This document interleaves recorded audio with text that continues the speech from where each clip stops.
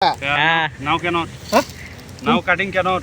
Cutting after. Cutting finishing ready. Yeah. All man sir no good.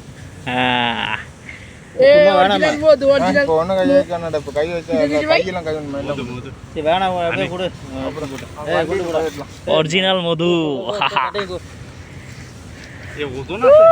Coffee time ওটা পুরোটাই মধু coffee time चार चार तुम Now एक पाव ওকে ওকে टच फिनिशिंग रेडी है टच फिनिशिंग रेडी है yeah nicely cutting after America